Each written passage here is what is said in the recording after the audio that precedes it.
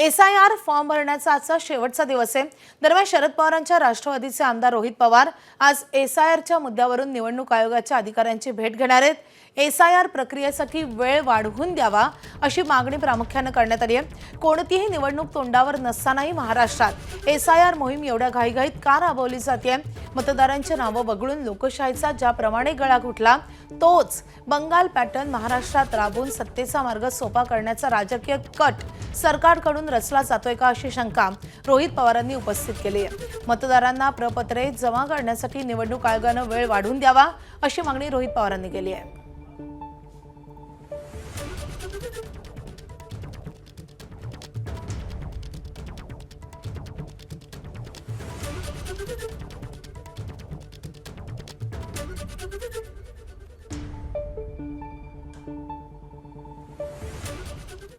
दरम्यान देशभरात सुरू असलेल्या SIR मोहिमेतील माहिती आयोगाकडून भाजपला दिली जात असल्याचा गंभीर आरोप रोहित पवारांनी केलाय।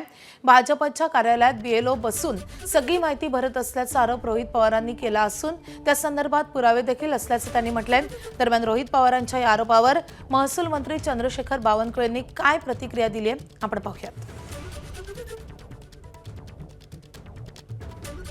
सत्ताधारी पक्ष जे आहे जसं भाजप खास करून ते त्यांच्या बलाचा वापर करून त्यांचे जे सर्व कार्यकर्ते आहेत त्यांच्याकडे जे सॉफ्टवेअर भाजपने दिलेलं आहे त्या सॉफ्टवेअरचा उपयोग करून आणि काही प्रमाणात BLOवर प्रेशर आणून ते जे काही यादीमध्ये अफरातफर करत आहेत हेही मुद्दे जे आमच्यापर्यंत आलेले आहेत लोकांकडनं कार्यकर्त्यांकडनं या सगळ्या मुद्द्यांवर आमची त्या ठिकाणी चर्चा होईल आणि ती चर्चा झाल्यानंतर आपल्या सर्वांसमोर आम्ही एका प्रेझेंटेशनच्या माध्यमातून एक तर चर्चा काय झाली हे तुम्हाला आम्ही सांगू आणि त्याच्याच बरोबर आमचा आक्षेप कशावर आणि का आहे हे सुद्धा तिथं संध्याकाळी 4 वाजता आपल्या सर्वांना आम्ही सांगू।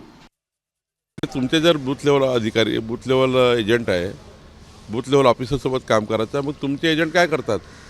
तुमचे एजंट तिथे आहे ना, त्यामुळे खोटारडेपणा सोडला पाहिजे, निगेटिव्हिटी सोडली पाहिजे आणि SIRला प्रामाणिकपणे सर्वांनीच मदत केली पाहिजे। SIRमध्ये सर्वांनी इन्व्हॉल्व झालं पाहिजे आणि एकही मतदार सुटणार नाहीची काळजी सर्वांनी घेतली पाहिजे अशी निगेटिव्हिटी तयार करून रोहित पवार हे या ठिकाणी नकारात्मक त्या ठिकाणी वातावरण तयार करत आहेत।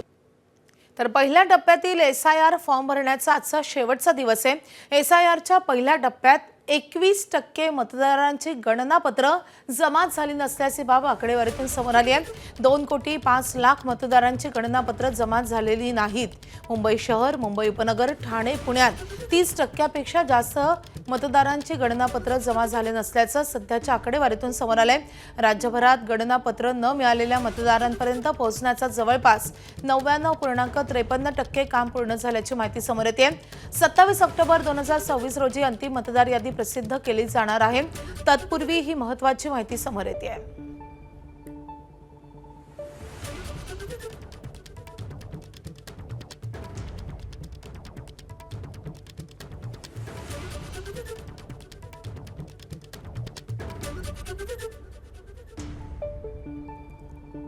अनेक अडचणी SIR मध्ये तिथे येत आहेत।